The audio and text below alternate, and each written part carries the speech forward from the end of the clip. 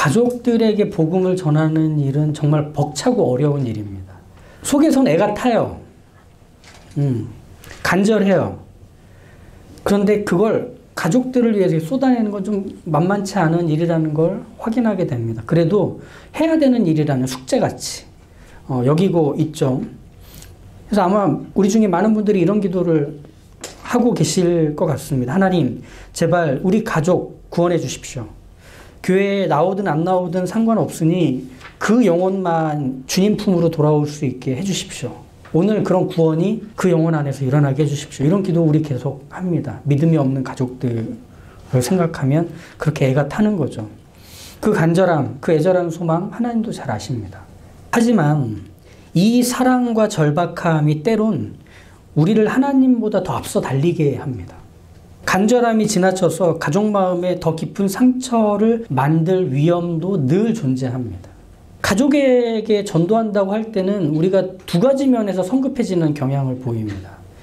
첫 번째는 가족에게 전도하려고 할 때 그 내용이 좋기 때문에 그 내용을 빨리 전해줘야 된다고 생각해요.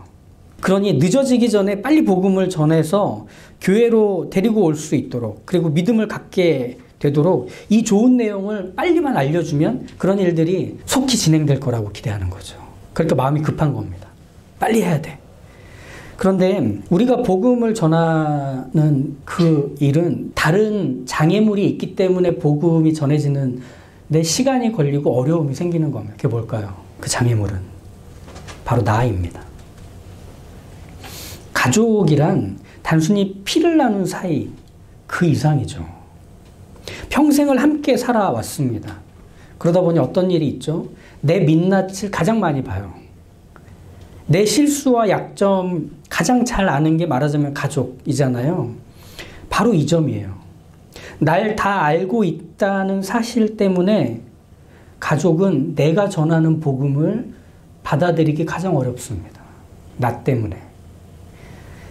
우리가 읽은 요한복음 6장의 이 말씀의 이전에 사건이 큰 게 하나 있었는데 그건 오병이어의 사건이었죠. 이 놀라운 기적을 많은 사람들이 맛보았습니다. 경험했고 또 목격했습니다. 하나님의 선지자라고 하는 인정을 받게 되는 자리였죠. 그런데 그 예수님을 향해 강한 편견과 무시를 보이는 일단의 사람들이 있었습니다. 그들은 누구냐면 예수님을 어릴 때부터 알고 있던 동네 사람들, 또 친척들이었어요. 41절과 42절을 다시 보시면 자기가 하늘에서 내려온 떡이라 하심으로 유대인들이 예수에 대하여 수군거려 이르되 이는 요셉의 아들 예수가 아니냐, 그 부모를 우리가 아는데 자기가 지금 어찌하여 하늘에서 내려왔다 하느냐라고 하는 편견과 무시의 반응이죠. 하나님의 아들이 와도 어릴 때부터 알고 있으면 인정을 안 해주는 거예요. 그렇죠? 하물며 같이 살아온 세월이 있는 가족은 어떨까? 더 거부감이 크겠죠. 우리의 착각은 내가 구원을 받은 후에 달라진 모습을 갖고 가족들에게 복음을 전하면 가족들이 그거에 대해 반응해 줄 거라 기대해요. 그게 착각이에요. 오히려 구원받은 후에 달라진 내 모습 자체가 가족에겐 역효과예요. 달라지고 나아진 모습이 도드라지면 예전 모습이 더 떠오르기 때문에 이상하죠. 그래서 내가 점점 나아지는 모습, 좋아지는 모습, 이건 가족들이 보기에는 이중적인 모습처럼 여겨지는 거예요. 가식적으로 비춰지는 거예요. 왜? 내가 변한 게 하나님께서 나를 은혜로 달라지게 만든 거라고 생각하지 못하잖아요. 그러니까 연기하는 거라고 본다니까요. 그러면서 내가 좋은 말을 하고 따뜻하게 뭔가 잘 챙겨주고 살펴주려고 하면 그걸 보면서 아유 얘가 달라졌구나가 아니라 예전에 상처받았던 그 말들을 떠올리는 거고 화내고 짜증냈던 모습을 떠올리는 거고 게으르고 말 더럽게 안 듣던 바로 그 행동들을 상기시키는 거예요. 너 옛날에 그랬잖아가 되는 거예요. 그러니까 복음을 전할 수 있는 그 길들이 나 때문에 계속 막히는 거죠. 그때 머물러 있는 나에 대한 인식을 가족들에게 거두라고, 나 달라졌다고, 나 이렇게 새로워졌다고, 이렇게 내가 정말 행복하고 참 평안하다고 말한다고 해서 들리겠냐 이거죠. 야, 그래도 내 옛날 모습 좀 잊고, 지금 이 내용이라도 좀 받아주면 안 될까? 라고 하면 더 듣기가 싫은 거죠. 내 말을 들으라고, 내 말 좀 들어달라고, 교회 한번 가달라고, 내 진심과 간절함이 안 느껴지냐고 하면 할수록 그런 말과 행동은 가족에게 폭력이 되는 겁니다. 더 악화되는 거죠. 쟤 또 짜증내네. 쟤 또 승질 부리네가 되는 거죠. 가족들에게 복음을 전할 때 가장 큰 장애물이 그래서 내가 돼요. 되게 속상하지만 그게 사실이에요. 그리고 또 하나 우리를 조급하게 만들고 서두르게 만드는 요소는 뭐냐면 가족 전도를 할 때 우리가 전하는 그 복음이 가짜 복음일 때가 있기 때문에 그래요. 루이스는 가짜 복음 이것을 이렇게 분석해 줍니다. 저는 불멸에 대한 갈망에서 출발하는 종교는 종류를 막론하고 처음부터 종교로서 끝장났다고 생각합니다. 어떤 영적인 수준이 이르기 전까지 불멸의 약속은 언제나 뇌물로 작용하여 그 종교 전체를 타락시키고 종교가 잘라내고 뿌리 뽑아야 할 이기심을 영원히 타오르게 만들기 때문입니다. 가짜 복음의 핵심을 뭐라고 얘기하죠? 불멸에 대한 갈망이라고 얘기해요. 우리가 가족에게 복음 전할 때 우리가 가장 마음이 타는, 그래서 마음이 급해지고 뭔가 더 간절해지는 이유들을 가만히 떠올려 보시면 하나같이 우리가 전해주려고 하는 것이 이 불멸에 대한 갈망 때문에 타오른 마음일 때가 얼마나 많은지 모르겠어요. 사람은 죽으면 끝이 아니야. 죽고 나면 천국과 지옥이 있어. 예수님을 믿는 사람만 천국 간다? 믿지 않는 사람들은 지옥불에서 고통당하는 거야. 너 지옥에 가면 너 그렇게 고통당하고 죽는데, 그러니 우리 같이 교회 가자. 말씀 듣자. 예수님 믿자. 이게 말하자면 불멸에 대한 갈망으로 전해지는 내용이 되는 거예요. 강렬하죠. 누구도 죽는 걸 좋아하지 않으니까. 사랑하는 가족의 죽음을 해결할 수 있는 유일한 방안인 것처럼 알려주는, 그러니 내 마음은 타는 거고 더 설득력이 있을 거라고 기대하는 거예요. 예수만 믿으면 천국이라는 보상과 보험을 얻게 되는 것, 가족 모두가 죽어서도 행복하게 사는 것이란 동기만큼 더없이 나로 하여금 그 일을 해야만 하는 동기와 이유를 마련하는 게 있을까? 그렇죠. 그러니까 더 힘있게, 더 간절하게, 애타게 하는 거죠. 교회전 가자. 교회전 가자. 그게 그렇게 어려워? 그거 한번 가는 게 그렇게 싫어? 우리 다 같이 천국에 가서 만나야 되잖아. 사나운 표정, 거칠고 극단적인 표현, 이건 다 가짜 복음이 내용이 돼서 그렇게 하고 있는 거예요. 전도는 불멸을 선사해 주는 게 아니에요. 전도의 목적, 그것은 하나님 그분을 내가 사랑하게 돼서 갖게 되는 기쁨, 감사, 자유, 환희, 이것을 공유하려는 마음이에요. 이게 전도예요. 나와 가족이 다 함께 영생을 얻어야만 한다라는 두려움, 그 불안이 해소가 될 때까지 가족들을 그냥 계속 들들 볶는 것은 전도가 아니에요. 그리고 그렇게 하면 듣지도 않아요. 불멸에 대한 갈망은 불교, 이슬람교, 힌두교 같은 고등 종교나 하나님의 교회, 여호와 증인, 신천지 같은 이단에서도 똑같이 하는 주장들이에요. 가족들 중에 다른 종교가 있다면 과연 우리가 이런 가짜 복음으로 알려줄 때 설득이 될까요? 야, 이것만 믿으면 천국 가, 이것만 믿으면 죽지 않아 라고 말하는 것에 다른 데서도 그렇게 얘기하는데 난 그냥 내가 믿고 싶은 걸 믿을게 라고 하면 할 말이 있겠느냐는 거예요. 우리께 진짜야 이걸 어떻게 증언할 수 있고 증명해낼 수 있겠느냐는 말이죠. 매력이 없어요. 그래서 귀를 닫겠죠. 우리만 급한 거죠.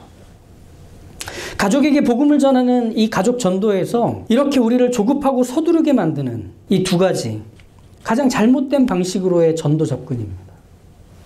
우리가 여기서 기억해야 하는 복음 전도, 즉 가족에게 복음을 전하는 것의 가장 핵심은 조급함과 간절함에 있어서는 우리보다 하나님이 앞서 계시다는 사실입니다.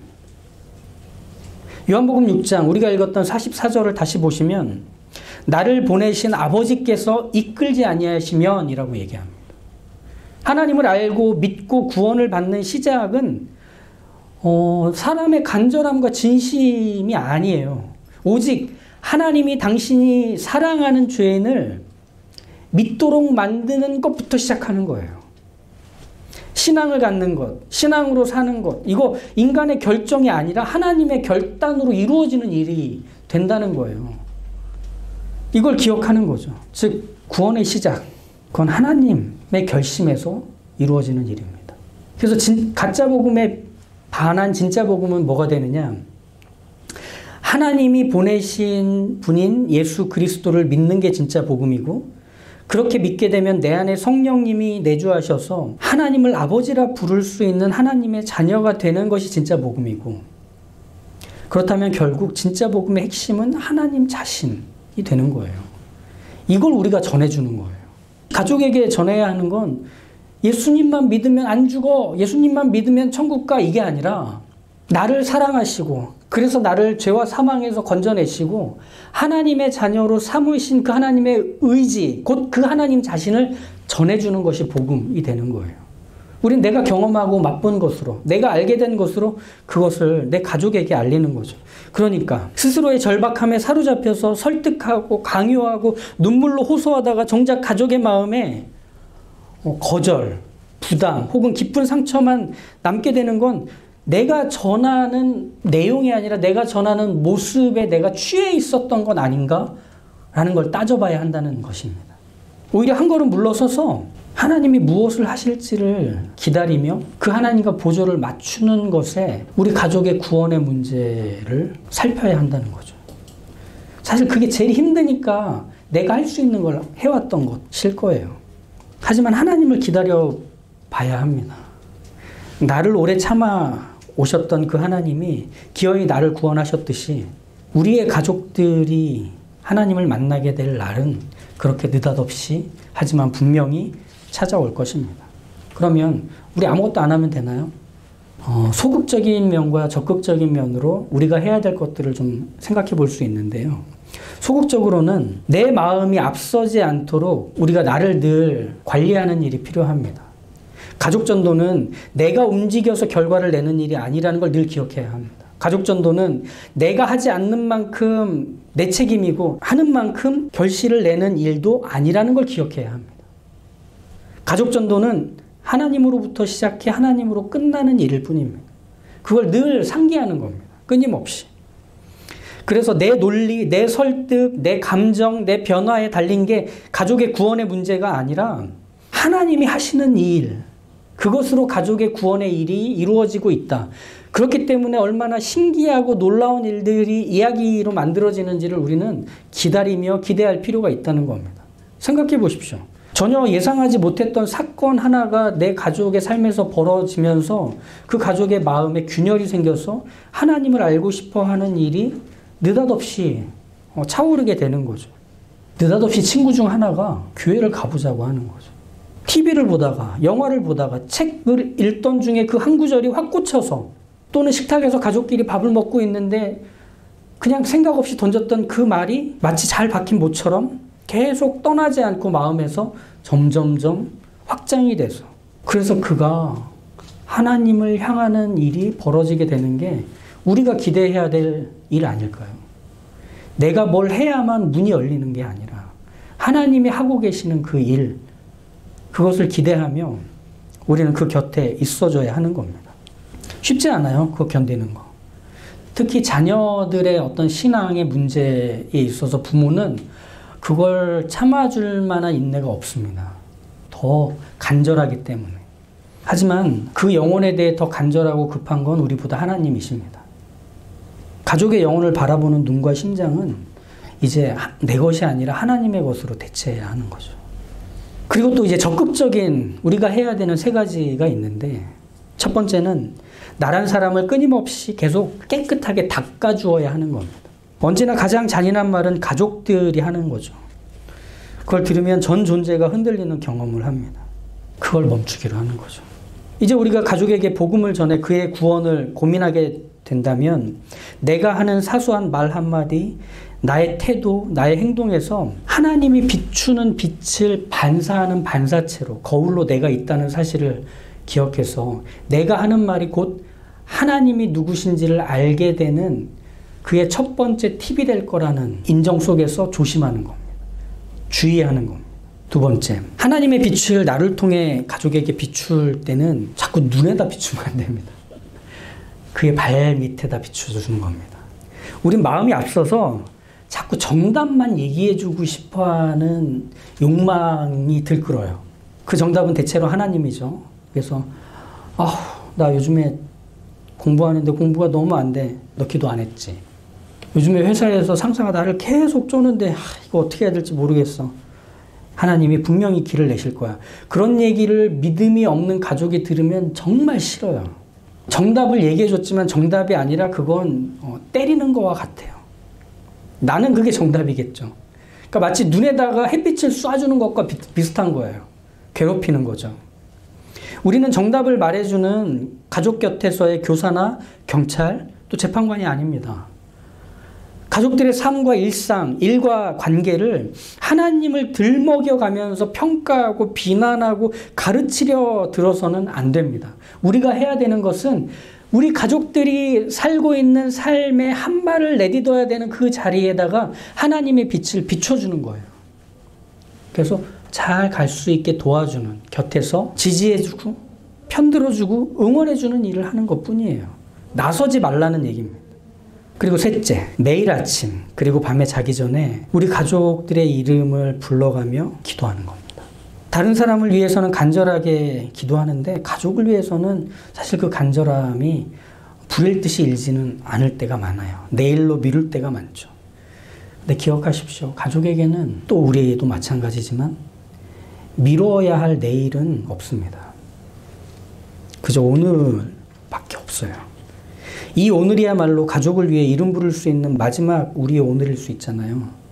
그러니 아침과 밤으로 가족들의 이름을 부르며 하나님이 사랑하는 이 가족들을 하나님이 만나주시길, 그의 삶의 평안과 안전을 내가 맛보듯 그들의 삶 안에서도 그런 일들이 일어날 수 있기를 기도해주는 우리가 되는 거죠.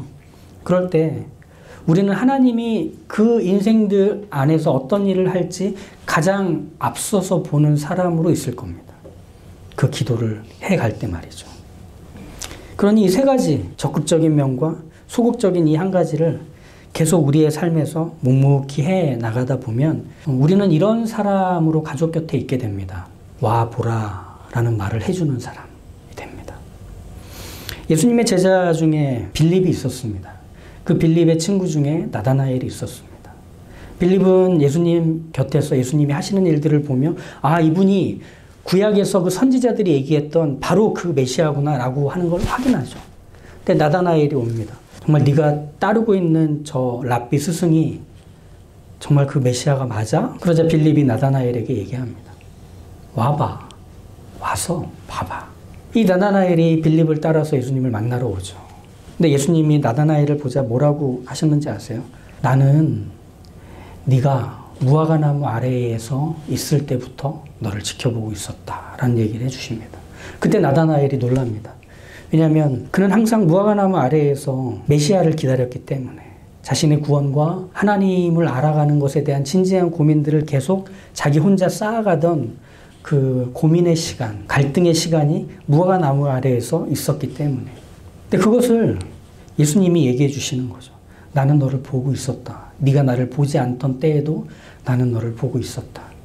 우리는 그 예수님과 사랑하는 가족들을 만나게 해주는 데 있어서 이 와 보라라는 말을 해줄 준비를 하는 사람으로만 있어주면 될 뿐이에요.